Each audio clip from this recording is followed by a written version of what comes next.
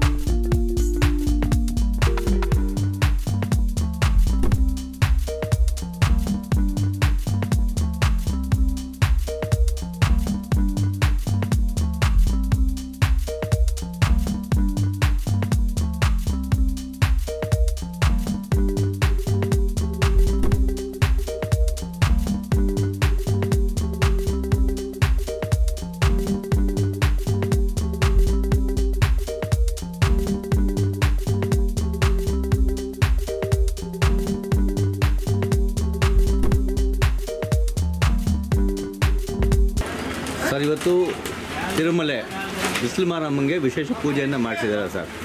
ಅದ್ರ ಬಗ್ಗೆ ತಾವೇನು ಹೇಳ್ತೀರಾ ಸರ್? ಏನು ಪ್ರತಿ ಅಮಾವಾಸ್ಯೆಯಲ್ಲೂ ಮತ್ತು ಪೌರ್ಣಮಿನಲ್ಲೂ ಭಕ್ತರುಗಳು ವಿಶೇಷವಾಗಿ ಅಮ್ಮನ ನಂಬಿ ಪೂಜೆ ಮಾಡಿಸ್ತಾ ಇದ್ದಾರೆ. ಜೊತೆಗೆ ಮಾಗಡಿ ರಂಗನಾಥಸ್ವಾಮಿ ಕೊಠಾರೋತ್ಸವ ನಡೆಯೋದ್ರಿಂದ 10 ದಿವಸ ದಶಾವತಾರ ನಡೀತಾ ಇದ್ದಾರೆ. ಅದರಲ್ಲಿ ಅದ್ರ ಪ್ರಯುಕ್ತ ಮತ್ತು ಜೊತೆಗೆ ಅಮಾವಾಸ್ಯೆ ಪ್ರಯುಕ್ತ ಅಮ್ಮ ಬಿಸಿಲುಮಾರಮ್ಮನ ಪೂಜೆಯನ್ನು ಮಾಡಬೇಕು ಅಂತ ಇವತ್ತು ಮಾಡಿಸಿದ್ದೀವಿ.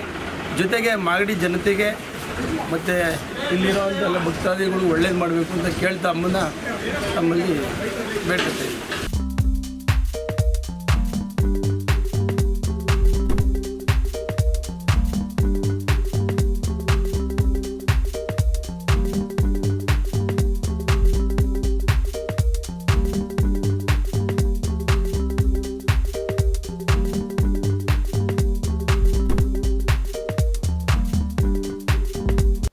ಇದು ಇವತ್ತಿನ ಮಾಗಡಿಯ ಸುದ್ದಿ ಸಮಾಚಾರ.